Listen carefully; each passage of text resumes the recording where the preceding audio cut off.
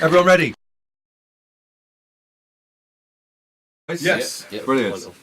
So everyone, welcome to Benumu Interviews. Today we've got Luke Griffiths, Jake Elliott, Barney Nash, who are also known as False Heads. Wicked. Dun, dun, dun. So how are you boys? Good. Very well. Warming up nicely. Yeah? It's beautifully. How was your journey here? Easy. Very easy. We all went to the same place. We all came here at the same time. There was no waiting in the cold. Shepherd City is a wonderful place. The directions given were very accurate by myself. White Bush, Shepherd. Now before we start, just want to say a massive thank you again for coming to support us when we did the War Child gig. Of course. Thank you for We having raised us. loads of money, Awesome. and Amazing. you headlined. Incredible, everybody loved it, amazing night. So thanks again for that, guys. Thank you for having Just us. wanted Thank to you. say it. My pleasure. So I think we'll start off with some early life, so people get to really know who you are, if that's cool. So a couple of interesting ones. So can you remember the first song you heard growing up, and what sort of style was it, and was it because of the family? I can. It was Tears of a Clown. Know it? Yeah. Yeah, by well, it's Town and Motown, isn't it? But I don't know, because I remember like dancing around to it. My dad had the cassette and it had like a clown on the front. He always used to spook me out, but I didn't really know what it was. And I always used to play Tears of a Clown. That and Zombie Nation. What tune? The two big uns of my childhood. Anyway, I think mine was like Men in Black. The Men in Black thing. Oh, Will Smith. Yeah. Wicked. It's one of the earliest Yeah. songs that I can remember kind of like remembering hearing as a kid. I don't think. I mean, that's not the song that sort of got me into music. Yeah, I was gonna- but, yeah, we'll go for that in a That's bit. one of my earliest ones that I remember hearing. Yeah. We had cassettes in the car. We had like this old white Mazda, and like on the way to school, there were two albums I really remember. One was Meatloaf, Bat Out of Hell. Yeah, massive one. The Yeah. other one was The River by Bruce Springsteen. It was played quite a lot, and I've gone back to that recently. The title track on that is fucking amazing. It's amazing, isn't it, when you go back and listen to some of the old So it stuff. It stands sparks up. that emotion of when you were younger and stuff. I don't know if Meatloaf quite does that in the same way Bruce Springsteen does. It's still, I don't know. Maybe. I don't think he does. Not to bad mouth. What, Meatloaf? Meatloaf. Bat Out of Hell's great though. Uptown, went to see that the other day in West End. Oh, really? Brilliant. So, right then, influences growing up. Avril Lavigne, big one for me. Yeah, non-music and music as well, to be honest. I think that's good to get an idea of. Does Avril Lavigne count as music? That's kind of both categories, I guess. She's a cultural force, rather than Yeah, I did have that album. it's a great album. It's good. To be fair, I did have But that great album, sounds great. Second album sounds amazing. How young we talking? Any age. Teenager. Yeah. For me, it was Black Sabbath when I was like 7 and 8. Yeah, wow. Yeah. It's early doors. Well, The Who. My dad put me in The Who. Cool. Quite early doors. And Metallica was my first ever gig. Wow, okay. At Wembley. It was terrible. That must have been pretty frightening, to be honest. Well, I didn't really know what Huge to amount of expect people. because, like, at the end of the day, like, I was a kid. I was really, really young, and I went with my brother and his mates, and they were all in black t-shirts and stuff like that. And it was Mastodon and him. Everyone hated him. They were doing like a conga in the pit to him. Wow. It was their last gig of the tour, and the guy turned up really drunk, and they were really peed off. But then, yeah, it was really great. And then, like, just halfway through three-quarters of the way through the show, they turned the speakers on that were above Right. us. It was like, oh, Metallica are down. We're here. Okay, we're at the gig, and then man. they turned them off again. It was just like, wow, brilliant. Well, that cost me as like a 11-year-old 30 quid or 40 I was quid of going my to say, money yeah. that I've been saving up for weeks. But yeah, no, it was good. It was good fun. It's kind of nice first gig, really. That was your first gig. Yeah, Metallica at Wembley. That's massive. That's Yeah, like mega. right in there. Yeah, Well, Yeah. Wembley Arena. stadium. Stadium, really? Yeah. Oh, wow. Mine was Oasis at Wembley Arena. I think when First we were about gig? 14, yeah. Sick. It was really sad. I think like me and a couple of friends from school went. We Yeah. all had matching t-shirts. Oh, And we were literally in the back row. oh bless you. Literally in the back. But it was like the best night of my life. The atmosphere must have been, because I imagine that was at their height as well. Yeah, So it would yeah. have been like. It was, bloody hell. 2007, 2008, I think. Yeah, so privileged position of seeing Oasis live. Yeah. I never got to see them actually. Oh, really? No, never Yeah. got the opportunity. Slipknot, Nirvana as well. Two others that I'd love to have seen. Oh, You can still see Slipknot. I know I can, but no Joey, no Paul, Mm. and it's just You kind still of seen Nirvana? Aren't they getting Chad Kroger to? Elvis. Elvana. Yeah. Or Elvana. Have you heard about this? I was gonna go see that. Elvis fronted Nirvana. Oh wow. It's worth Google Oh it. wow. Everyone Google Right. it. It's worth it. It actually, yeah, it It's looks quite good. It is. That sounds fun. Yeah. What was the reggae Nirvana? That was at Yeah, the Wembley? reggae Nirvana. That was. Yeah, I can't remember what that was about. That was pretty good. That was pretty funny. I can't remember what my first gig was. Yeah. I can't even remember. But I guess it was probably Reading. When we went together and we saw Strokes, Blimey. Muse. and Pulp. Not bad. Pulp as Little well. set up for your first. My Chemical Yeah, Romance. I That's a good Brian, lineup. Brian May came out and did Welcome to the Black Parade with My Chemical Romance as well. Wow. It was a real I was there moment, I think. So this is like, normal people say, well, it was at the the village hall, the local band, but you guys Well, the went thing is, straight in. when I This is got into something we've never music, spoken about, all the right? artists that I was into were either dead or in rehab. So, Right. like, it was, there wasn't really that many bands talking about that, like, or artists or whatever that I wanted to go and see. So, I wanted to see Muse, but I can't. They're phenomenal live. I don't know. want to see them now, though. Yeah, their new stuff's They still great, put on a- but they still their put on a show. their early albums. I mean, were pretty heavily influenced by their early albums. They've got a And big sound. They were phenomenal already. They played the whole of Origin and Symmetry, and it was So good. it was incredible. I'd see that. You was there? No. Oh, I said I would see that. yeah, no, that was incredible. So yeah, but I think one of the first singles I got was like Clint Eastwood by Gorillaz, Yeah. Yeah, that was the first. and then record. like Eminem, and then I was just like got into like Bob Dylan, the Beatles, Nirvana, and stuff like that. So it was kind of It's a good mixture. it was just it was It's a like good nice mixture, little like evolution from like 10 to 17. Wow. Mine was pretty bad. It wasn't as good as that. Alien Ant Farm was a big one for me. Alien Ant There's Farm. there's an album called Trawn, like Right. True Ant, spelled Trawn. That I just maintain is just one of my favourite albums of all time. Just like it's in my top 10. It's ridiculous because it's not. That is ridiculous. You need to listen to it. You would be surprised how much stuff Didn't we you put do it on, that I is thought you put it exactly on the rip off card, of didn't you? that. Once? Yeah, but We no, you have to started do it, the didn't whole we? album because it's What is so it, the production diverse. and just... It's I don't know. It's just like it's really good ideas, like really decent songwriting, Okay. like lyrically terrible. Don't listen to it for that. But listen to the musicality Music, of it. yeah, like, yeah. The bass playing is incredible. The guitarist, all the ideas he comes up with is great. Like the drumming is like I rip this guy off all the time. Wow, okay. So Yeah. well, not really, but like that's where the basis of my drumming really came from because that's what I was playing to that and Joey Jordison when Yeah. I was a kid. So that was where it's come from. So it's kind of I'll still maintain that one. That was one of the early ones, and Gorillaz as well. Gorillaz. I got because I started getting the NME like probably when I was about like 13, 14. Right. I think so. It was mainly that sort of like indie stuff. I remember getting Razorlight's second album. I think that was the first album I ever bought myself. That was amazing. Like the Cribs. Then you like got into the Strokes, Arctic Monkeys. Then sort of developed more into like I was really into Muse. Like, they were my favourite band between the age of about 15 and 17. Yeah, great band. Which in hindsight now, because Muse used to be cool, that's the tragedy. They're just not anymore because they've released about 4 shit albums in a row. But Agreed. before that, Yeah. in a row as well. yeah. They're not breaking it. They're not. Yeah, they keep that trend up. I don't understand why they keep doing that. Actually, the Because I latest think some of ones the are early good. stuff is genuinely phenomenal. Yeah. Like, you got me into Muse. The video and they've got the live Radiohead. We video. was really into at school, Yeah, and Elliott Smith by like Elliott sixth Smith as well. form. Yeah. A bit later on, I started getting more into like kind of the American softer stuff like Elliott Smith, Neutral Milk Hotel, Yeah. like Bit of Brighters and stuff. Luke got into Elliott Smith. And you got me into like the Shins a bit. And the stuff Shins as and well, stuff yeah. as well. Yeah. So it's quite nice.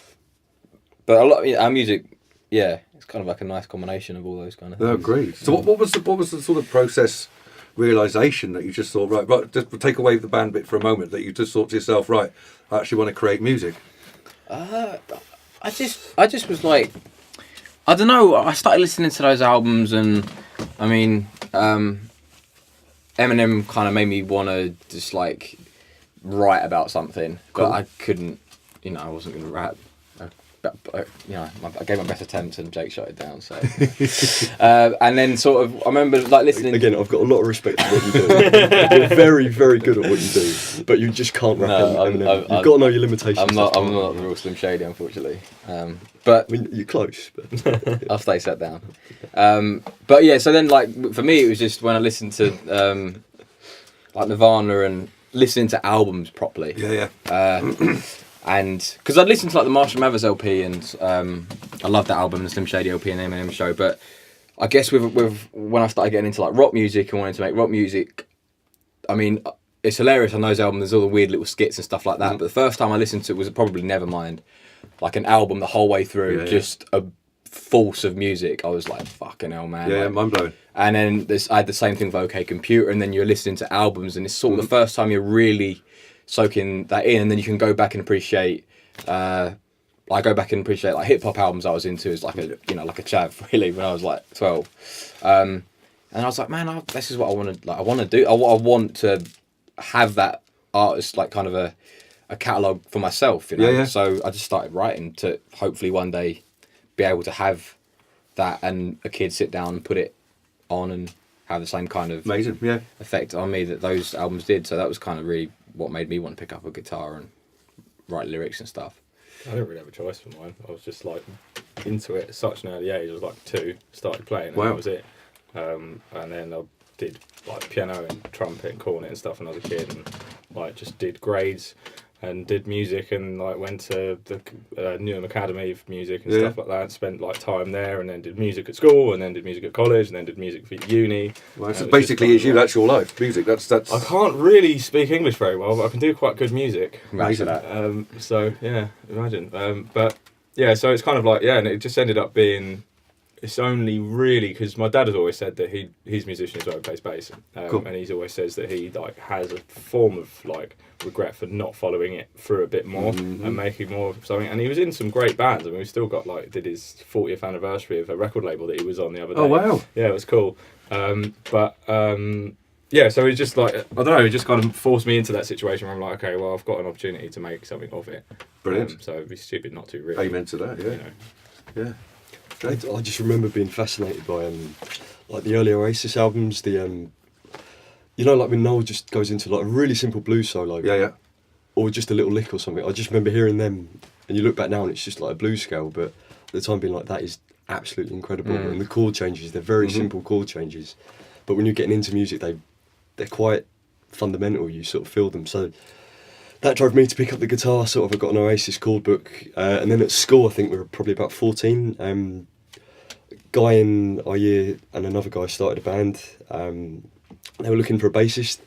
I was just in the music room, and there was another band that we were going to watch. I just picked up the bass, and they were like, ask Jake if he wants to play bass. So I'd never played bass before. Wow. So it's total accident I ended up Trusted playing the bass. Pistol, was that? Brilliant. Trusted Pistol, yeah. And that Meant to be, man. And then Meant to be. Barney joined on drums about a month later. Right. So that's where our musical journey. Ah. And I was As well. 10 years ago. I was on my jack, 10 years ago, yeah. and then later on down the line, we came together as a 3-piece. But those two, they were in a band at school, so they kind of already knew. And Barney helped me record some demos and stuff before I went to university. And we jammed at school. Yeah, so I guess looking back at it now, it's sort of inevitable that eventually we'd all come together, but it didn't. Sounds very natural. That's Yeah, best it way, was best way, you know. Yeah, nice. So what was it like when you turned around to your folks and said, right, dun dun dun dun dun, I'm going to be a rock star? Yeah, How did that go? my dad was always pretty supportive, but well, yeah. When I first told my mum, she wasn't happy about it, but she's really supportive of me now because there was a song that I wrote called "Fall Around," which it's going to be on the album and probably a single. Cool. And I recorded a demo of it. This was ages ago now, and she was like, "Yeah, that's pretty good. Go on then." Basically, gave me the thumbs up. So That's nice. My parents don't know. They think I'm an accountant. Oh, wicked. Whenever I go around there, I'm in my suit. I'm like, lots of good business. Lots of good Oh, business. that's brilliant. Today. That's brilliant. So Then I'll see you at Glastonbury, like, on the main stage. Hang on a minute. What's going on? So what were your first early gigs like then? Because you formed, really, which I thought was brilliant, the 40th anniversary, really, of punk, which I thought was a great time Yeah. to form. But what were your early gigs like? How did they all As in work? early Falsets or early is it? Well, I suppose early Early Falsets Falsets. is like 10 years ago for him. Yeah. But early gigs The for three of us. kids? Or, The three of us. Your first ever As sort of ones? shit as you know? ever, really. Do you know what I mean? They're No, gonna be, it's just... like, No, I mean, because Really? we'd all been doing it long enough, I think, when we got old and together. ugly enough by the time we started it, really. And we Yeah, kind of yeah. put like a lot of work into it. I remember went to rehearsals and stuff like Yeah. that. What was the first gig? It was Say again?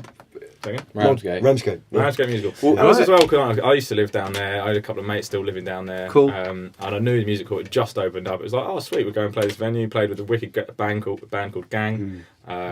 And I don't know, it was just kind of chilled out because I think like we'd That got gig together. wasn't that great though. It was shit. We No, played yeah. fucking rubbish, Yeah, but like they were useless.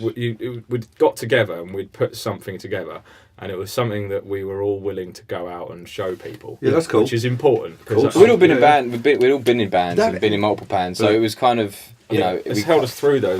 Mainly Yeah, because like it was a fun time as well though, because we gigged a lot. We weren't very discriminate in what we were doing. I don't think we took it seriously, but we didn't obviously have the backing we have now, so we didn't take it as seriously. So we'd be gigging every weekend, and we'd Spanish bit bit in that song. Fucking hell. It's just Ildister. So We're it's just great. having fun.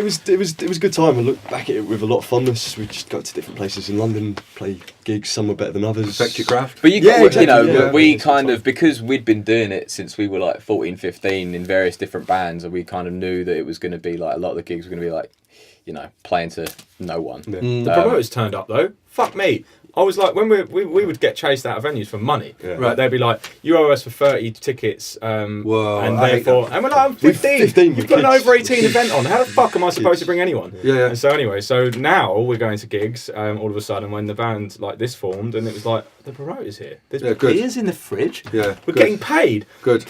Bloody hell. So it should be. Well, To be absolutely, honest, yeah. yeah. But like in London, I mean, the climate's terrible for it. It has Yeah, been it's anyway. it's It is improved. improving, It's but it improved has, a lot. especially 10 years ago, it was dreadful. Yeah. So we hear a lot of horror stories from the artists we work with. kids, and like, Yeah, it's honestly, heartbreaking, so really. bad. Yeah. It will split people up because they're not going to bother with it. You Of look course. back and you think back then, like, we were a reasonable age to be in a band. We know what we're doing, but you look back and you don't really. It's very young to be going out and. Yeah. Yeah. Well, we were expect. super young when we first made bands. You were I got kicked out. kicked out of War Rats, wasn't it? When I was 16 or 16. 17. Yeah, 16. Yeah. And after I come off stage, the bouncer was just like, "How old are you, mate?" And I was like, So you've just been on stage? "Yeah," I was like 16. And he's like, "Sorry, mate, you can't be in here." And it was Monto, that promotions company, who Monto, were just yeah. like the biggest Leave gang. that I was like band. to leave the venue. But I think Did they give you like because no, none of that. He wasn't even there. I think it was Monto. something like No, we weren't any of that. Bloody But back hell. then it was like that. And to be fair, there's quite a few bands at our school, Right. and actually not that many, probably like four, Four, maybe. and some metal bands. There But was- it's a young age. I think my advice would kind of be, I don't know, like maybe take a bit more time with it. I kind of wish I'd have done. I mean, it is good experience, but at the same time, You've got to go and do it. You're never going to get taken seriously, and if you're good enough and you're like going balls out for it, someone might pick you up. Well, that's- Otherwise, yeah. you're just getting experience. because that's one of the Yeah. things I was going to mention here was, you know, you're playing at the Black Art, Yeah. Danny Fields, Yeah. former Ramones manager. I mean, wow, that must have been, you know, things he was saying about you guys as Well, well. And incredible. just, I mean, it's like, wow, what an opportunity! And Yeah. tell us more. I mean, you know, that kind of goes back to what we were saying earlier about when we sort of started. That was probably the point where we were just honing what we do really, and we were gigging every weekend, and that was just like another gig for us really. We didn't Right. really have anything in place that made us think like we could make the band successful. We obviously believed in it, but there was not that much recognition. So to play a gig like that, then to find out who Danny was because he emailed you the next day, didn't he? yeah. that's cool. We didn't know who he was. It was just No, like, exactly. we kind of met him and we knew a bit about him. And Right. like, even still, like for the year or so after, we're finding stuff out about him. It's like, oh wait, there's a film about him on Netflix. Cool. Yeah, the film he's in blew my museums mind, man. and like all of this shit. And like I had a really beautiful time actually with him. I took him to the airport. He was heading back to New York. I just spent the day with him and it was quite nice. And he gave me wrote a little nice note in my Ramones book that he published. And it was I was just sat there reading it and just like, if I had any questions, I could literally shout, Danny, what's that? I'm literally talking to the author and he'll come in and say, this is when Dee Dee did this and Yeah. such. And Wow. But it's nice Sick, that thanks, mate. he's like become kind of like mentor, or like and we see him all the time, and That's like cool. we've got a genuine friendship with him, I see him tonight actually. and Yeah. well, I was gonna pop to him for lunch tomorrow. Hear about? Oh yeah, I'll come to that. Yeah, all right. And What's up with Tom? Sorry, guys. No, it's wicked. but he's just cares so much about us as people and as a band, and he's been so helpful. We can't like thank him enough. Really, That's like, nice. he's There's some good people out there. Yeah. That's the thing. Yeah, there are and some he- really He good gave people out me a there. He recording is up of the top him of that good interviewing people list. Leonard Cohen, and Yeah, it's phenomenal. I That, isn't it? sleep to it sometimes. Honestly, like he's just sitting there and the faith that he has in us, and to think that this guy You're discovered on the shit. Iggy and Yeah, Ramones, you know, it's very like humbling and sort of makes you feel like I've got to do it for Danny. So That's wicked. I think for sure. it was great for you guys. I think it's bloody amazing. To be Yeah, honest. we had like, You know? if anything to do with Danny's legacy, we had a guy trying to ride on that wave, and he turned out to be one of the biggest dicks in the world, Really? and was not doing it for Danny's legacy at all. yeah, And, he was like, he was a fucking. He's a bellend. beautiful man, and we'll do it for him if anything, let alone all the other reasons that we have. Yeah, that's cool. Not Fanaka, do you mean? Danny. Oh yeah, Danny. Yeah. Wasn't for Zukas. So then, in March 2017, you released your first EP, Gutter Press.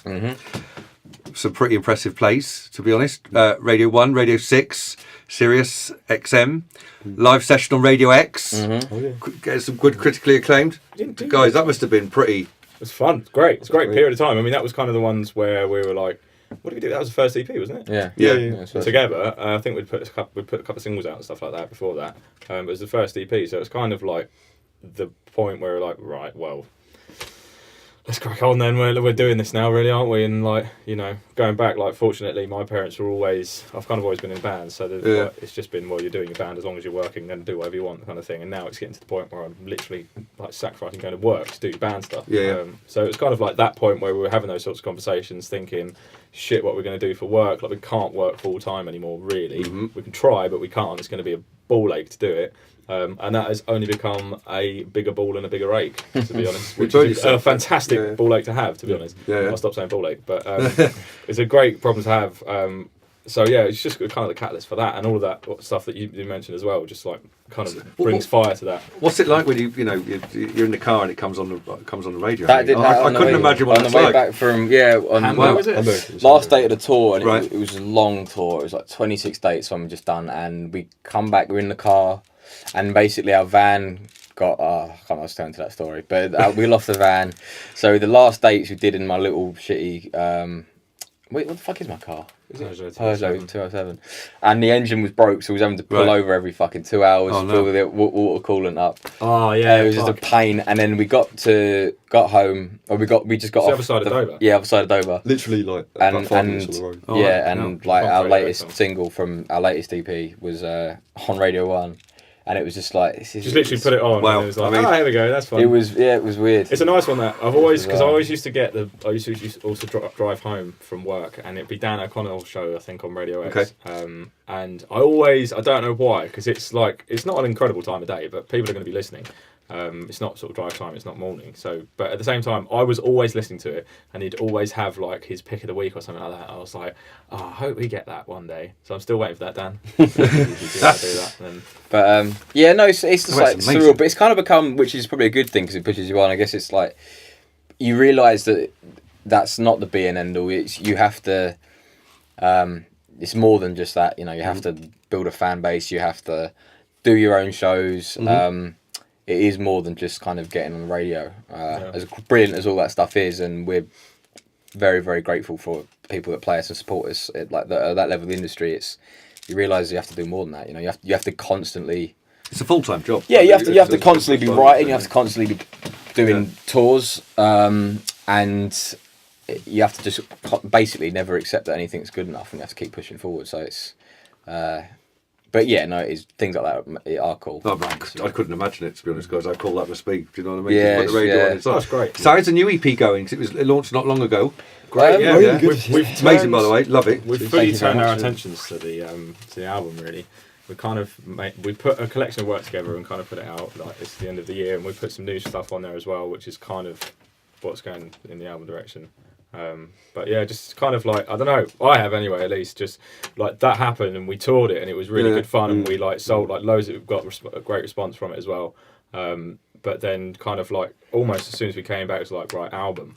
Cool. And dang, you just go straight into Yeah, it, we've sort of just jumped straight into it. Like, so we've not had. It's only what, like a couple of months ago we released it? Yeah, like 2-3 months, something like that. But that it had been quite a long process getting it together because we'd been initially we started doing demos for what the EP was going to be, and then it turned out the quality of them was good enough for them to actually be it. So we went in and re-recorded the drums and re-recorded a few parts, and realised by the end of it, after quite a long process, that we had an EP together. So by the time we got it out, it was the end of quite a long, involved thing, and then we started touring pretty much immediately afterwards, and that was quite a long thing as well. So as soon as that was done, it was like we got the EP done, we got that tour done. That went brilliantly, but don't rest on laurels.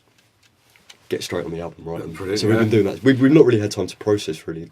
No, I quite like it like that though, because it's It's fun. You guys are really, on it. Time goes quick full enough. You can look back at it when you have a rest, but there's not been a natural rest yet. So Yeah. it's still. You could I'm sleep kind of when you're I'm there. a big Right. advocate of Kind of. doing something and moving like swiftly on sort of Yeah, thing. yeah. Like, I mean, I've always had a go at you for trying to regurgitate old stuff, and it's just kind of like, I like fuck that, we'll move, like, let's do new shit, because the new shit's going to be better, because you've already done that once, so you're only going to be better as a result of the culminations of the experiences and the learning that you've had. Yeah. Let's do new shit. So it's kind of like, but almost been exactly that. It's just kind of like EP, okay, tour, well, fuck me. Yeah, and now our album, and it's just like burning through that. Keep going. And the thing is, it's going to be like we're probably going to break for a couple of days at Christmas, but at the end of the day, we'll be rehearsing, I would imagine, until we record it.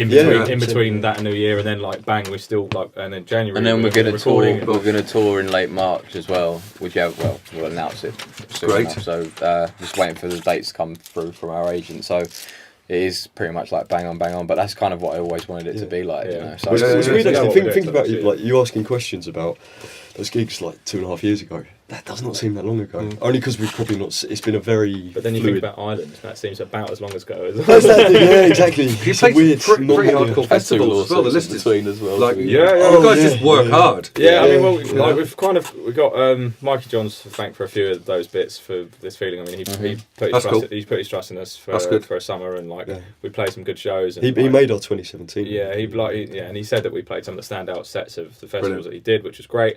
And so, like the next year, we kind of had to go it alone, and we had a few issues management-wise, and a lot of change. We had a big changeover period, which sort of affected the tour in a way. Purely, Okay. I think more logistically than anything, but certainly affected festival season. Yeah. So this next time round, I think as a result of having what Mike did for us in that first year and the stuff that we played this year, I mean, we had in music this year, like, for goodness sake, we played on the main stage with Queens of Stone Age. Incredible. Yeah, that's- so hopefully that sort of thing That's all right. Yeah. will give it a bit of a whip round for. I mean, we've got fantastic booking agent K2 and Leo there, and hopefully like that will then kind of come full circle. And we kind of feel like we missed a year this year, but actually we probably did more festivals than we did the year before. Yeah, we probably did. totally. I think it was just because we thought that, you know, first festival season, I guess. and we were- great festivals. I was going to say the list is really, Yeah. really impressive, to be honest. And the thing is, we had stuff going on in the background that was just like stressful, but I think it's good that we kind of had that happen already, to experience the kind of dark side of the business aspect of it, and because we've had it at an early stage in our career, it's good to kind of know going forward. Get it out of the way, sort of We thing. kind of poisoned the first 2 years. That's what I was about to say. So like we were three. kind of touring and doing these festivals, and there was stuff hanging over our head, a little bit from basically a melon. A few melons. A few melons. There was a couple few of melons melons. involved. One literally looked like a melon. And so, but at the same time though, when it was like nice, because as that was going on, at the end of the day, when we'd get into a rehearsal room and write, it would feel the same, and that's kind of what a lot of those songs came out of, like that period of time. And if we go on stage at a festival, it's like that kind of It's a good release actually. good I release bet. from it. It works as well because like finally we've got to a point now where we realise how it should work. Everything is set up. Everything's positioned in the way it should Cogs be. are turning. Like, So Yeah. if we've had everything happening externally, not been working, but we've kept the music, enjoying it, to have that working and have everything working, those two syncing up has just been like the end of this year. yeah, it's been lovely. When you're on the Such road relief. now, you're on the road, isn't it? That's It can go, it can move now, which is Album kind of- time, basically. Do Yeah, you know what I mean? yeah, It just yeah, seems yeah. like. Can't wait, by the way. Yeah, I hope Oh, it's man, going to be all right. A couple of tunes written, I think you'll like. Yeah, I really Yeah. can't wait. we've done. Bit weird. Johnny, our Bit producer, different. came to Yeah, the cool. rehearsal earlier today, and had a listen to them in our little shipping container that we rehearse in. And it was just like, it was really nice to have him there, because obviously we trust him fully. Yeah. And I really have to tell myself that sometimes, because I do, and I know that he'll get the best out of it, because like he has done for the previous records and stuff like that. And then, I mean, even when we redid Retina and stuff like that, it was Love like, Retina. That's yeah, like he did a bunch of different stuff like to help that get through, because we'd all fallen out of love with it for a little bit, and like so he just took some of this, like took one track especially and just pulled it apart. It was just like, fuck what you've done, Yeah. do that but different kind of thing. Great. And we kind of did, and it's just Yeah. like it's come out much better. Yes, And you know, yeah. there's another little section in another song that took forever to do. I maintain there was something weird going on. I was there was something They use weird. at White City, not Shepherd's Bush. Yeah, pretty much. So, what do you think of it? How do you see the business, the whole, the industry, the business side of the music at the moment? Is it getting better? Do you think? Is it, or because you're in it at that level where you must see a lot of things and hear a lot of things, and A lot of it. There's pros and cons. A lot of it's bullshit, man. Like, it depends who you're involved with. Like, now we've got a team around us that we trust, and cool. and are genuine, and you can tell the difference because you're never promised anything. If you're, I'd say that is probably that in a nutshell. If someone promises you something, fucking run away from them because you smell the bullshit basically. Because we learned that so many times. It's like ex-managers and shit that we have to deal with. Like it's like I've got this sorted. I promise you it's going to happen, and it doesn't happen. I promise this is going to happen. It's going to happen. Right. And the reality of it is that no one can promise you anything. Whereas Rich, our current manager, don't get your hopes up. But this is what's going on. This is what I'm talking to. Cards on the table. This is what's on the table. That's how it should be. Yeah. Cool. But to be honest, they are few and far between, and I think you have to weed those people out because the bullshit fucking stinks so much that you can't really. There's so many triers as well. So many triers. That's the exactly. There's so many. I mean, we had literally had 2 managers in a row that were pretty much exactly like completely different people, obviously, but pretty much exactly the same in terms of being utterly incompetent. Right. And like as a result of that, like again, promises this, promises that, and like one of them was like, "Don't chase me, don't chase me for this." Like, and we're like, "All right, we won't chase you. You do you, mate. That's fine. You do like. Let's just see the results." And it got to a point where it was like, "Wow." Is it happening? Are you doing it? Yeah. And it's like, yeah, of course, don't worry about it. And like time you're goes losing on. time all the time. That's the thing, and you're creative, getting frustrated. And the weird thing is as well, like that period of time, like about a year ago, maybe a bit more, everything was so quick and so rushed, and it's like, right, if it's happening, bang, it's got to happen now. Whereas all of a sudden, with like the new setup that we've got, it's just like, right, well, we're gonna do this, and this is gonna take a couple of weeks, month. Maybe. Cool. And it's like, sweet. And you just, like, we just know. We don't even have to think if it's happening or not, which is beautiful. And I don't know how that's happened considering the horrific experiences we've had. But we just know that it's happening. And so we can just, like, fully put our heads down on the album. That's what you need. Just, like, just a focus. It'll bleed in every now and again. Exactly. It'll bleed in every now and again. And it will just be like, right, this needs signing or you've got to do this or something. It's just like, great, sweet. Let's smash the album. You just got to be careful. And like I said, like, people that promise you things, it's just be wary of people that say, like, we will do this. Pot of gold at the end of the rainbow. It doesn't work like that, and it's bollocks. It doesn't work like that, and you've just got to be careful, really. But it's annoying because you shouldn't have to. If you're an artist, you shouldn't have to be doing that. But the reality of it is, you are an artist in a business, so you have to be aware of it. So that's basically. I suppose the point with that as well. Going back to the business now, there are still people who care about it. That's the main thing. Yeah, exactly. We bet with what we do. So brilliant. Yeah, what you guys do. Some Exactly. brilliant people out there. Yeah. And it's a privilege to be able to sit in a room and have because they care. But you guys do. Do you know what I mean? Like you guys promoters and stuff who put shows on out there on money. Like do it for charity, and you can tell the difference. And so there are good people out there. You just got to have your wits about you and wise words, man. And that's it. No record label's going to buy you a limousine anymore, but you can still have a good time. Yeah, amen. So do you think live's getting stronger then? Yeah, definitely. Because I'm like, wow. For me, as sort of someone that likes to go crazy and enjoy bands, to be in rooms getting fuller and fuller of like-minded people is amazing, and they'll spend money on physical products as well. Yeah. I think it is like at the level we're at, I think it's even more special because you've kind of got that certain type of magic, and it is going to be like-minded people, like you say. The only worry that I would have is that Bring Me the Horizon gig the other day when I think like 2 people died, which is like horrific thing. That has kind of always happened though. But I think that was kind of as a result of a theory anyway, is that like back in the day Bring Me the Horizon was swing your arms, windmill, like proper like grindcore sort of like and then all of a sudden bang, they're in the charts and he's doing like appealing to young girls, and so all of a sudden you've got all of these screaming young girls and you've got all of these blokes that are like windmilling around boosh into one like alley pally, which is just one big space. Oh man, it's just like it's just going to be fucking manic. So like as much as I would love to see like look out and see like, I mean, even our friends the Blinders as well, they've had like a couple of problems at their shows.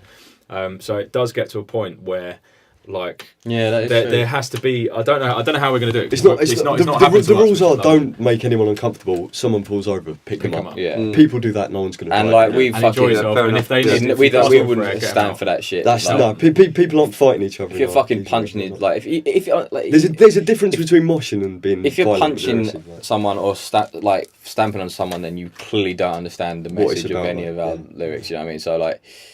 I mean, I can't speak for Ollie Sykes, nor would I ever fucking want to, but I can imagine that he probably felt similar to that. I mean, who wants that at their shows? It's horrible. But you want people moshing, you want people going mad and having a good time. A release, really, because it's a, you know, cards on the table. It's a shithole world at the moment. Yeah, There's no, so much exactly. fucking chaos going on. And No, And exactly. everybody needs that release, but the thing is, like, that's the fucking point. Everybody needs that release. You can't like release your shit on someone else and like fucking like injure them to the point like near death or literally death. Like you know that. But it's weird though because obviously the way streaming is, it's pushed like live being up, such more emphasis on it being live, and so. Like you say, it's kind of weird because now it's like that's where the hub is in terms of physical product in a way. Like apart from like buying online, but in terms of like what you'd say is like a consuming music, like recording. Yeah, like So it's like love is sort of the live and love is like the hub of that. So maybe that's why there's so much more emphasis on it. But I think that's probably a good thing. But at the same time, you know, if streaming didn't exist, then we probably still wouldn't have to work part-time jobs at this point. So it's sort of the ups and downs. It's also down to of the it. quality of like some of the live bands around at the moment. Like look at Strange Bones. Yeah, exactly. A couple who used to blind us or something. People are going to go and watch those shows because they're putting on quality shows. That's what I think Like, people want to be it's up to the entertained. bands Yeah, as well. exactly. You know, Yeah. it works two ways, doesn't it? Really? Surprising thing for me, especially like heading out on the first tours that we went out on. If people go, people will come to your show, which in London, like they kind of don't. I mean, I've said this so many times now, but like you go to Camden on a Tuesday night and there's like 10 to 20 venues all got like 3 to 4 bands on. Say like 200-300 people go out on that night. They're going to be so sporadic, like the people that are heading out to the show. So you, like as a young kid, you're just like, well, nobody fucking bothers anymore. Live music's dead, and that's why people think guitar music's dead. It's like, well, no, it's absolutely not. The fucking Enemy, fuck you, Enemy, for doing this. No, well said. They put the thing out. They were like 1975, bringing punk back to a small venue, to a Camden bullshit, Assembly. man. What the fuck? The 1975 are not doing that. That angered me so bullshit. much. Yeah, like, that was if absolute even if bullshit. we're not, other bands are. Like, I know bands are. I know that we try. You know, we're not like we don't aim for whatever. But like people are. Bands are doing that. The 1975 are fucking not. What the fuck is that? Yeah, that's so bullshit. ridiculous. But that's and a- of course, couldn't they'll agree sell it out, more, they'll sir. pack that- Couldn't But I don't know agree. why that Couldn't agree narrative's more, being sir. pushed either. It makes no sense to me, even from a business point of view. So if you like take the music out of it, which we shouldn't, but clearly it's been done anyway. Even from a business point of view, like I don't really get why the press or the music press or some of the music press, not everyone, but they push this narrative that it's dead because it isn't. There's guitar bands doing well. And I've never seen it more live. and- There's and- all my cards on the table. and Yeah, and, like, it, seriously. and there is a massive bubbling underbelly of guitar music that is talking to people and speaking to people. Why, from a business point of view, would you not want to jump that up and whip that up into something that you can sell? Which is, I know, is a cynical outlook, but let's be honest, that's happened throughout history. I can't understand why they do the opposite thing every other month. Guitar music's dead, rock and roll's dead. It's like, to be honest, if you put that much effort into looking at all these the press bands, for that, yeah. you'd have a scene and you'd be able to probably flog more. You know, Should be supported. you get more. The Enemy would probably still not be a total part of Wayne. Well, this is owned by VO5, isn't Is it? it? That's all I ever see now. It's like VO5 with the Enemy. I'm pretty sure the Wow. VO5. Well, VO5 is what like leapfrogged the Enemy as the main partner in that. Honest, have you not seen the sponsored pose? No. Yeah, I mean, I don't know what it's about, but I can't understand that narrative. I can't understand that narrative. It doesn't make sense to me because it's not true, and it must be costing them. I mean, they could, yeah. The music press Could could easily jump do it. on that. Yeah, Yeah, we've had bands come all the way down from Scotland, and the venue's been, and maybe some people have heard of them, let's say, but the venue's been packed by about 7:30. Yeah. Yeah. And there is an appetite. That's what is really Yeah. exciting. Is the There fact is- that people But want to also, go out though- and have bloody But fun to also, guitar though, music. there's Absolutely, people, you know? there's good people that work at these magazines and these sites still. I mean, when we played in music festival, when we supported Queens of the Stone Yeah. Age, the guy from the Enemy, he obviously got there early. He watched us and he wrote a glowing review of our set. He didn't have to do that. I doubt that he'd even probably fucking heard of us before that. But he did, and he made an effort, and he didn't just write like Good two guy, lines. good guy. So there's Yeah. obviously Yeah. still there's people there Agreed. that believe Yeah. in that, and it's it's a shame that isn't Reflected. I think But in it's that pushing climate, a you're going bit, to get though. told to write what you get told to write. You know, I mean, like Must be frustrating for them most as of the well. Daily It must be Mail's- frustrating most of for the them, Daily Mail was exactly. written by English students who have like massively left, and they'll just go and get a job. Or journalist students who, hugely left wing, but they'll just get a job in the Daily Mail and they're just like, well, right, that fucking article is like, okay. Like, same with like the Sun and the tabloids and stuff like that. Like, it's not necessarily the opinion of the author, although sometimes with the columns it It's is. a job with restrictions, not a passion. Well, it's kind of like, heart. yeah, exactly. So you're just kind of like, if I started working for NME, I would probably sit in my chair, like, and like, pretending I'm an average Joe kind of thing, sit in my chair and someone's like, write an article about this, sweet. Yeah. As opposed to like previously, like people like Syra, a good friend of ours who does Some Might Say, she fucking goes to the gigs. We've got an interview with her later. Brilliant. Like, go to the gigs, interviews bands, takes photos, like listens to all the bands. That, like she's fucking perpetuating the scene because she's on it, she's in there, she's doing it, and there are people that are doing that. And I guarantee her story is very different to what you'd read in. 100%. So if she I know it's what I'd read every time. and she'd be a fucking incredible employee for any of these magazines. Yeah. Like because She she'd just would go be, in exactly. and like she'd smash it because it'd just be like, well, look, here's all of this stuff that I've got. I'm going to be out there. I'm going to be on the streets doing it, and you don't really get What's those really people. happening? Exactly. This is You what know. like Danny used to do as well. Like he used to be out on the streets. He used to be on the scene. He was like running the scene really, but didn't know what kind of thing. But he was on the scene and doing it, and that's when he can release little articles about Beatles being bigger than Jesus and things like that. Like you can do that if you're doing it, which the enemy like if they put an article out like that, like Chris Martin thinks he's bigger than Dalai Lama or something like that, he'd just be like, well, he probably does. Fuck him. Dalai Lama. So what trends are you seeing at the moment then? Because I'm seeing that one of the things I'm noticing is a lot of the artists that we work with, any opportunity they get in the in the warm up or whether it's a sound check, the drummer will start slipping in a bit of jazz or something. There's just little interesting things that I'm seeing. It's We've got a few different versions of. We do like some swing versions of some of our songs. Yeah. We've got a song we wrote. There's a Calypso of Remedy. There's a Calypso of Remedy, yeah. Luke's normally tuning, so we sort of have different There's a versions. little thing. brilliant. We've got a little jam that we do. We've got a as little well. jam we do as well. I Yeah. wouldn't say we're trendsetting with that necessarily. Yeah, but it's fun though, isn't it? That's Yeah, it's You nice. gotta get out of your comfort zone. I mean, like course. rock music is such a beautiful thing, where it is like I would say it's like the lowest form of wit almost, but it's like it's so beautifully simple and it's so good and it's so easily translatable that like it does get to a point sometimes when you're just playing it so much and you just go, oh fuck it, let's just do something completely different, and we'll just get out of that mindset. Even in sound check, just get out of that mindset for a second, because then you can just go balls out into the show and just put everything you need to into it, because otherwise you kind of just get lost in this world. And if you do get lost in that world, it's not necessarily a problem, but you need to be influenced to write, so you've got to be searching out all of these other bits as well. So to try and like play some bits and try and have a little Calypso version of it. You've got to have fun as well. Yeah, Exactly. Because I think, being the consumer, when I see you guys on stage having a good time yourself, that doubles my energy, because exactly. I feed off that just as well as the music, but the fun that you guys are Yeah, having. no, exactly. No, 100%. Brilliant stuff. This goes back to the origins of the band, really, like going out to that first gig and like doing it something that we believed in. We kind of had a product that we wanted, well, not like a product, I don't really like saying that, but it's a thing anyway, an entity that we wouldn't mind sharing with people. And that's kind of been the backbone really of the live shows all the time, because I think if we didn't believe in it 100%, we wouldn't perform it the way that we do. We don't perform it the way that we do on purpose. It just is because we fucking believe in it. That comes across though. And that's the idea. And we're like now getting to the point where we're getting like rooms of people that are believing in it as well, and you're just getting like doosh, and it's fucking brilliant. You're just getting this massive explosion in a room of energy of us and them, and really we're just fucking free guys. Just it's a proper night out, to be honest. You get it all. It's great. It's a proper night out. The beautiful thing about it, I think, is that sometimes it doesn't work. Yeah. Like not saying like all gigs don't work, but sometimes like 2 or 3 songs won't work and we won't be feeling it. And then there'll come a point a bit later in the set where something just clicks and it all comes together and it all sucks in and the air goes and time slows down and we all feel it, and then people watch it and they feel it, and then you feel the energy. Yeah. It doesn't always work, but when it does work, it shows you that it's true. It's a thing. So when you've had shows where you've where it's literally your adrenaline must be like up here somewhere. I know people can't see me, but like pointing above my head here. Yeah. How long does it take you to become where you can actually have a cup of tea? After the show. Yeah, after the show. Yeah. It did used to take me quite a while. I mean, it still kind of does. It's I'd say 15 minutes to half an hour of just like I am drenched in sweat. I'm completely like I've given everything and I can't really breathe very well. Yeah, and so that's often, normally my fault. And you're probably winded as well. And we've got to attend to injuries and stuff like that. We had a grim one. My worst one was that was the first ever drum at Camden Assembly, actually, weirdly.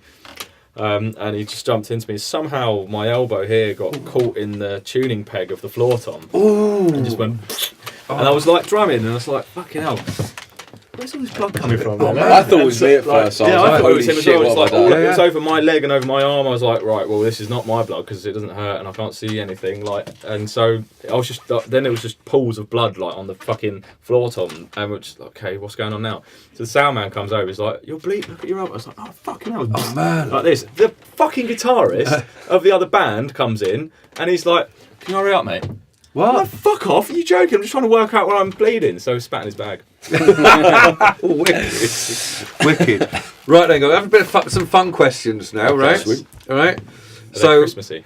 they can be. So if you're on a desert island at Christmas, right, and you only had to listen to 3 artists or bands, who would they be? Oh, shit. I would Radiohead. have. Yeah, I'd have. Oh, it's horrible. At Christmas, Nat King Cole, obviously. Radiohead, Yep. Nirvana, and Eminem. Good. Yep. Cool. I got the Beatles.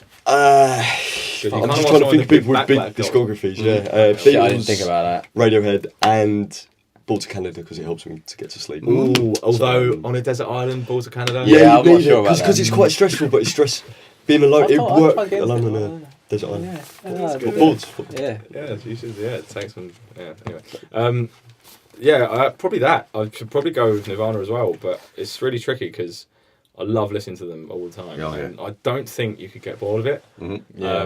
Well, if you and- haven't yet, you probably won't. Yeah, exactly. Like, I'm kind of like putting a thing in for Gorillas, but I not a think bad I would- shout. I would, It's I a good would just shout. get fed up with it because they have But a ridiculously lyrically, bad melodically, catalogue. and Oh, yeah. rhythmically, it's all good. It's got Some all of of those it's things. quite Then you're on shit a though, like- desert though, man. Like, do you know what? With that, I always think. I don't think In no amount of summertime. music is gonna sort me out on the fucking desert. Like, I've been through the day. yeah, if they were, you can have like water and food, or you can have And your own 3 Wilson. albums. I'd be like, probably have the Water water and food. Like, I love music, You but just hum along. yeah. No, it's a bit of a real strange one, I think. Right. Is it So Christmas? you've got your own TARDIS, right? You've got a Okay. time machine, Nice. and it's not to go and do music with, but it's who would you pick up and go on a bender with for a night? Fuck me. Probably Danny Fields. Yeah. Or Iggy or Bowie. Yeah, yeah. Yeah. Or Avril Lavigne. Or yeah, any of those 3 really. Can it be like Probably Dead or Genghis Alive? Khan. Genghis Khan. Yeah, anyone you want. Of history? That, like Bill and Ted's Excellent Adventure type thing. I'd go. No, I'd want to see if No, that like would someone be like like- Plato said that shit all the time. Yeah, yeah. Oh, no, when he's out drinking. Yeah, like that's what I'd do. I'd go like Plato, Aristotle, or someone like that, and just take him out on a night out and just see if like, because how annoying would he be if like every No other line? conversation. Like, oh, come on, man. Look, oh, look, this is your day job. Like, we're in the pub later. Yeah, yeah, They yeah. like, would you rather? Or... Yeah, If exactly. he Yeah. turns around and goes, "No, it's fucking bollocks." All Yeah. I don't even believe the things I say. I'd pick Plato. I'd pick Plato for that reason. I might go like Byron or like sort of Oh, you're Regency going- romantic poet or something. Just go. That's a good shout. They all love the piss up as Sailing. well. Yeah, good piss up, bit of opium or something. Yeah, exactly. Yeah, that's Henry good. VIII. Henry VIII, yeah. Oh Yeah, man, Yeah, but, that's yeah, a but good he'd kill one. me by the end. You'd probably say something wrong, and you'd just He put me in a wig and be like, It'd be one of those like you were having a laugh, you're having a laugh, you're having a laugh. And all you're like, day. what the It's fuck laughing did you- along, yeah. And then one moment you say something, and it just goes, "What the fuck did you?" Just like Goodfellas or in the something. tower, mate. Yeah, Yeah, That's it. Joe Pesci, whatever Yeah, he's called when he yeah. goes mental. Right, boys, dream gig. we spoke about this earlier today. You said Royal Albert Hall. Royal Albert I don't know Hall. why you- Beautiful, yes. I don't know. Just because the bands that play there, they're off the subject. Bring Me the Horizon did a set at Royal Albert Hall. They had orchestra and things like that. It's fucking incredible, like absolutely insane forms. Like check it out, it's really really good. Okay. They're Royal Albert Hall, Bring Me the Horizon. And like other band, I think I watched a little video of Muse playing it earlier. and Arctic it's just Monkeys like, played it as well, They didn't they? kind of Oh, only yeah. seem to let you play there if you're impeccable. If you can put on an impeccable show and it's really like beautifully rehearsed and it's just like bang and you can go through it and it is impeccable. And like I do strive for that. Like Or if despite Barrett has enough money to rent the venue out. Or that. I do know that. I don't know, I Yeah. know, but every single show though, I don't know, maybe it's the artist then, maybe it's the promoter and they just go, here's loads of money, and the artist will then think, fuck me, it's a Royal Albert Hall, this better be good. Because the acoustics there, man. And the Yeah, acoustics yeah, as well, like just Yeah. everything about it would just be It's like quite tight on the stage as well. it isn't has You've got like the- yeah. I mean, organ behind it. our joint goal is like sell out like 3-4 nights at Brixton would be incredible. Yeah. That's the big. I'm going to Brixton tomorrow actually on Saturday, but that would be absolutely insane to do that because that is just like It's a great space. that's isn't the it? It's a peak good space, of everybody fucking going mental in a room. Every band, Yeah, almost which every won't go band the has Royal a Albert famous story about playing Brixton for the first time or whatever. So, but I don't know. I don't know. Like Glastonbury as well. I'd like, but also I'd like to conquer like a massive, like be so big that you could conquer, like say like headline Coachella or something. Like Yeah, so that'd be you cool. like you've. That'd be alright. That's what I'm saying. Like something outside of just what you like that you've conquered. Right. Conquered it internationally. Yeah. But at the same time, Oh, there's a festival, Reaper Bomb Festival. Head on that. River Barn or like Rock Just a stage Workshop there. or Puckle Pop. Something like that. Yeah. Yeah. But I don't really think about that. Like we get asked it a lot. Brixton's like that is kind of something a bit of a dream, but I've never really like been like that's what I've just kind of wanted to take it as far as we possibly can. Yeah, that's cool. I think that's where we look as well. I think that's where Brixton was, like for me anyway. But now the Royal Albert Hall thing is like, because I know that we can do certain stuff, and I know that we have the ability and will do eventually, especially at that sort of time. That'd be a mind blower just the sound, play- just like Played the fucking Royal Albert Hall, Yeah, man. as like heavy rock band. Like I know Muse played there, but again they have that impeccable show. And it's all light show and it's all like amazing show. But like it'd be so fucking good to go there, raw as balls, and just like stand there with your amps and like me or the kit, and just play like minimal light show and shit, and just fucking play to like at the Royal Albert Hall and just hear it in that space. man. And like if it sells out and stuff like that, it'd just be like just insane. Like, I'd love, absolutely adore to do the Brixton thing. I think that's always been like a collective goal, and it's a very good focus and driving force because we will get there. yeah, 100%. Whereas the Hopefully. Royal Albert Hall maybe might be a bit of a tear away for me. But that just seems Who like knows? once you've done the Brixton thing, you've then got to be, not only can you just sell tickets, you've then got to be fucking good at what you do to play Royal Albert Hall. So Yeah, that's serious. That's Yeah. like doesn't get any more Seems serious than like that, it, does it? From a musician's point of view, that's Absolutely. Yeah. It's pretty Musician mind-blowing. rather than. I think Yeah. it's not part of the hierarchy or the progression that you do. It's something a bit separate, something a bit magical. It's something that straddles genres and stuff like that. So yeah. So outside of London for you guys, then, which is your favourite city to go and play in? Reaper Barn so far. 'Cause it's Hamburg was amazing. Yeah. I bet you had fun there, innit? Yeah. We've had Glasgow was a great response. love Glasgow. Liverpool's always good. I like Liverpool's. I'll probably say Liverpool because Liverpool's Hull like- was great. Hull was good Hull as was well. brilliant. Like we get to go places and it's fun. Right. But I think maybe UK wise, Liverpool probably pips it just Cool. because it's like a really fucking cool place to be, and we know now quite a good pizza place. Yeah, that's- And we just like we just have a really nice time there, whether or not the show is any good. We just have a nice time. We get to go see Alex Hurst as well, who's a good friend of ours, and like we always have a nice time with her. Went for Chinese with her. That was very Lovely. nice. Just things like that, and like we went, It's a great city, isn't it, Liverpool? But Great Drying was people, amazing, yeah. and like they put on a great festival. Sound City's a great festival that they've got there, and they've now made that into the city, integrated that into the city, which is a much better thing. The vibe this year was just fucking fantastic. Really enjoyed it there. I think it was just probably that, and we found a good vibe as well. I think didn't we? We did. Although, We had like- a great time in Galway in Ireland actually. Yeah. Yeah. Galway. Yeah, go away. But I love playing places like when we played Hull and it's like so random for us. Well, it's not random because you're on tour, but like for us, there's no like relation to that. Never been there. And There's like a kid there in a full there's size kids there in a t-shirt. full size t-shirt, and they're like starting like a circle pit, and you're like, it's just Wicked. that's the kind of stuff that Wicked. kind of makes it all worthwhile. So. It's got to be hard touring because you're up and down, left and right. It's This pretty tour- hard. When you see that, it must be like Logistically was Yeah, fucking wow. wicked. Makes it But yeah, worthwhile. that kept us going, like for sure. I mean, I did anyway. Tried to keep myself really healthy for the first week and drank lots of water and lemons. very sensible. By the end of it, well, actually, the first two was Ireland. Ireland, Like yeah. smashed. I was gonna say, man, I don't remember Forget that. Ireland. Ireland was we were de-stressing before the rest of us. It was a bit of a mini break. We're Guinness drinkers as well. Yeah, and it's they do amazing. Guinness there. That's what they do. They've Guinness. got so many pool tables, so many beautiful pints of Guinness, Right. so many lovely pubs, Yeah. fresh salty air. Everyone's really friendly, really good Yeah. fish and chips. Ireland's It's paradise. an amazing Posh place to go paradise. and play gigs, man. It was great fun. Shout out to the Lennon. Hamburg though. Yeah.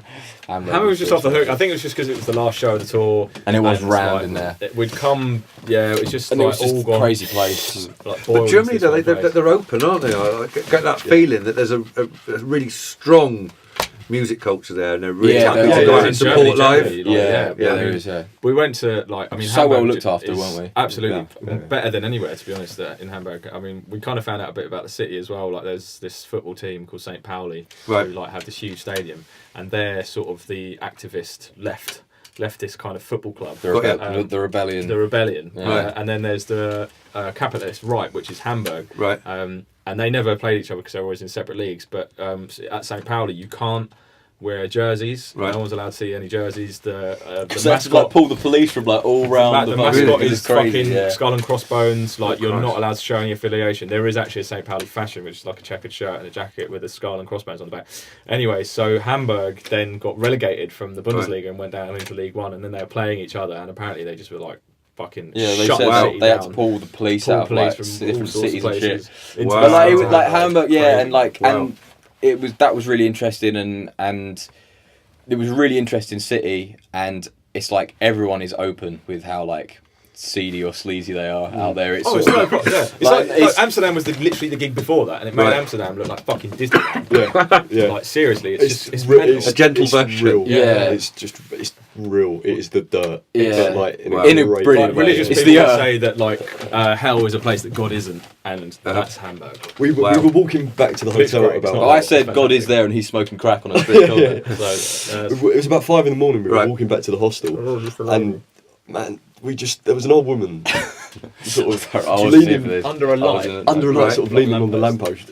She was sort of looking around, and staring at the floor. it's like people. You stop believing in like kind of ogres and sprites and stuff like when the Enlightenment Worse came than that, in. it's a But fucking like, witch, man. I don't yeah, know what but it this was weird. some This weird was, like, leathery faced. warped. You Oh, couldn't wow. make out the fucking like what her face looked like, and she was just like looking around pretty crazy and just going. yeah.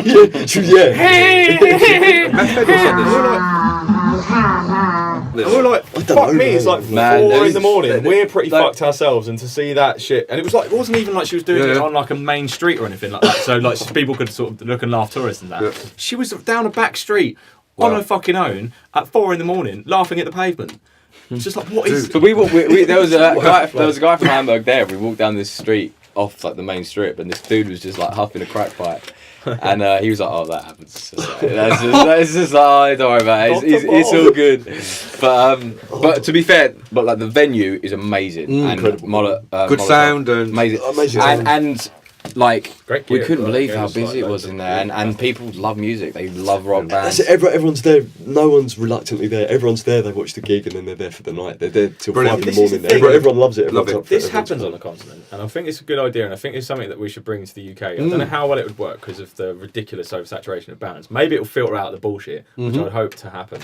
But we had this at Hasselt as well, in Hasselt in Belgium. They put one band on. right. And so the point of that is that everybody knows that they're going out to this venue and there's going to be a band on, and they're going to have like club before, club after, whatever, get pissed. But the fucking peak of the evening of Is this the band. night, promoted night that they're putting on, is there's a band on, and this is the band, and like, you know, fucking hell, it's falsehoods from the UK. No idea who they are, but we're going to come because they're from the UK, number one, and number two, we just like coming to this venue to have a piss up. Yeah. And there's going to be a band on, so for like 40 minutes to an hour, we can go fucking mental, and then it's kind of all out of our systems, and we can have a nice drink and mosey on. Interesting It's idea, a really that. good idea because Yeah, it otherwise, was weird. And It as was well, weird. like you go on at like 10 or you go on at midnight or something like that, and you play for a fucking hour, as opposed to here, it's like 7:30. First band goes on, doors at 7. Yeah. 7. You know, the music's done by 10, and people realistically on a Friday night have left their house maybe at 9 if they're early. Do you know what I mean? Yeah, yeah. And all the fucking bands are done, and they're all going home, and they're all 15 and 16, and they owe the venue 150 quid. So it's just like, Yeah. it's kind of it's a bit pointless, and that's what So hopefully it will. I think. It works and it doesn't. I think in some places it would be a good idea. It's balance Others- again, I think, on that one because Absolutely. It depends on the venue. I think there's so Yeah. many venues that are tailored. Well, Molotov is like reminded me of like what it would be like in like the old school days. It was like that's a venue and people are going to go and see the band. I think that's sort of slightly died out in the UK. I would say maybe that's a bit too cynical, but it probably has. I think you could tell that was like, right, we're going out to watch a band tonight. Yeah. But it's probably, as Barnes says, the oversaturation thing. If you're a band of our level or a bit bigger, you go to Hamburg, there's only one venue you can be playing. The Molotov, so people know it's that centre for bands. Yeah, they know that's true. where they can be playing. Yeah. People Like a know Mecca, that's really. where to- Yeah, it's just exactly. one spot. What people know, it's like sort of church in medieval Europe. And if you Everyone don't- knows where the Yeah, if you don't want to where bang a it's happening. stripper or go to a fucking Irish bar. Or smoke crack on a street crack. corner. We'll go and meet some like weird thing round the corner. Yeah, Absolutely. have a chat with a goblin. Go to fucking Molotov and you'll have a good time. You know, and the people there are fucking wonderful. I got this jumper and I was just walking around and I just go like that and people moved It's out of nice the way because they jumper, thought I would work there. But it is crazy, like yeah. literally next door to the venues, like strip club. It was just like The whole so strip's- bizarre. It was very, very odd. But it Your was friend is pretty fucked. but it was leave him here. it was an incredible experience, Hamburg. Like we can't wait to go back to Germany. Like we're going back to Germany next year at some point. Well, that's it. I mean, dates outside. So 2019, really not far away, guys. Just very quickly, Yeah. you know, 'cause I appreciate your time. I know you've got loads and loads going on. But what's round the corner for you guys? It's pretty much album, record it, single, tour it, Yeah, potentially release. or Festival festival season. cool. Then Maybe release. then album. Tour. But we'll have Brilliant. we'll have a couple of singles off the album. Yeah, Brilliant. We'll probably there'll three. be music Yeah. release. But there'll be new music in March. There's a new single Hopefully we've got ready support to tour go. as well, Yeah. like various bits and bobs that will be like nice things in between. But Great. the fundamentals is record the album, singles, Mhm. tour right beside the festival season, release either one or two, and album tour. So pretty Brilliant, much. guys. You will be absolutely sick of us. By the end of No, I'm really Yeah, excited for we'll you be guys. I'm around. really excited for you Thanks guys. very It's much. really great to see. It's because it's that real stuff going on in the industry with real music, real people. It's fucking brilliant. Thank Yeah, you. well, let us know if you Appreciate ever want to that. come to the show, man. We'll sort Yeah, it of out. course. Now, anything you want to say to your fans? 'Cause I know you've got a great loyal following. Anything you want to say to them? Thanks for buying all our shit and coming to our shows. We really appreciate it. Thank you. No, but we can't do it genuinely do. without Thank you. So do it continually. We Yeah, love thank it. you. It makes it actually kind of a bit more feasible because if you're just doing shit and it's just like, well, nobody really cares, then you just probably stop. But I think like the fact that people are coming to our shows and wearing our fucking t-shirts, that's the most beautiful thing. Coming to a show to a place that you've never been and somebody's wearing your t-shirt. Yeah. It's just like Brilliant. It's absolutely fantastic. But it touches the old heart a bit. No, it does. I mean, Big time. And that's like, we you play the gig we for that played- one person. Do you know what I mean? You fucking Yeah. dedicate a song to him. What's your name, mate? Like, oh, my name's Joe. It's like, all right, Joe. We're gonna play a song for Joe. Brilliant. Because he's the guy in the t-shirt, you know. And so wear your fucking t-shirts. We'll dedicate some songs to you. But like after we played Bedford, like these kids come up to us like we made a band after like listening to you guys. Like it sort of makes it like fucking hell. Like that's Yeah, that's man. what Role we models, did. that's good. Real Yeah, decent, yeah. good role models. That's what I young wouldn't say we're people decent in role bands. models, but No, we are role if you models. encourage someone to go out, pick up an instrument, form a band, and make some music, and be creative rather than doing silly stuff. Yeah, yeah, it's yeah. But a win, isn't it? that spurs us Wicked. on even more. So we almost like thank you for doing that because that makes us think that we're doing the right thing. So If you do it, don't fucking half-ass it. Yeah, that was it. Any advice to new bands coming out? Yeah, I mean, like, the thing is, so there's this thing where if you were back in the 70s and you walk past a guitar shop and there's this beautiful guitar and you love it and it's 200 quid, you're fucked. You ain't getting that. You'll spend so much time slaving away to earn that 200 quid. You'll go to the shop and you'll buy that guitar and you'll go, oh my God. You take it home and you'll put a minimum of 200 quid's worth of love into it and it will just like love. Whereas now you can go to fucking Argos, spend £80 and get a guitar and an amp. And I think that's a terrible state for music because that just means any old person will just go. I've said cunt about 3 times now. Oh, have we? So- Oh, Yeah, crack on, man. So anyway, so they'll just go home and they'll just play the guitar. I don't like it anymore, mum. She go, fuck you, Sean. You go, fuck you, mum. And then they'll put the guitar in the bin. And like, fine, whatever. But there also are people that will carry on with that and be fucking dreadful. Don't bother. If you want to do it, do it. Like, Yeah, don't half-heart. Like, it's not just for Christmas kind of thing. Like, you've got to do it and you've got to put that love into it. And if you don't put that love into it, you're never going to get anything back. And a lot of people complain about, this ain't happening for me or that ain't happening for me. It's like, well, you've got to put the love into it and then it will do it. You've got to put the boot up its arse. Wise words. You know, otherwise it won't happen. And like, we kind of feel that we've had boots up our arse the whole time from ourselves and each other. So that kind of like is why it Basically, works. make it happen. Yeah. Pretty much, yeah. It's also, if you've got to do it, you're going to do it as well. Same sort of thing. Like, there's been so many times where it's not been working out, where it's been difficult, and we're like, is this worth it? But of course it is. It's always worth it. We love it. It's worth We're good at it it. for a fucking cigarette and a Guinness and a Weatherspoons. Yeah. Yeah, no, sold. Like Real. literally before a gig, there's nothing better than arriving in Kilmarnock. Yeah. And have like finding the nearest spoons and having a Guinness and a fag and then going inside and eating your ultimate burger and just having a chat and then going to play a gig. Brilliant. I mean, the gig generally is better than that. That isn't the highlight of the day, but it's up there. Yeah, and you got to be willing to be told one good without the shit. other. You got to be willing to True, yeah. take rejection, and you've got to be basically slightly OCD Yeah. and obsessed with it. Trust be- yourself, mental, yeah. trust your mates, Bit don't trust mental. anyone else. Yeah, and Until you know, you- be honest with yourself and just cool. pursue it and to take it as far as you possibly can. So I think that's the other thing as well. Take it as far as you can because it's only as far as you can tolerate. Exactly. Yeah. And we're fortunate enough that we're fairly hardy souls, and we have had to tolerate very like different things in different levels. So it's kind of like it makes it a lot better, especially if there's not everything riding on one person. I mean, Luke does most of the graft here, but like, Luckily, now we've got a team. we've got like a lot of support where the heavy work started coming in, and so now you can sort of outsource that a lot, offload it. And so it's just kind of like being a good support network for each other. I mean, fuck me, you get bands that are like 15 minutes late for rehearsal. I mean, one of us today was late for this interview.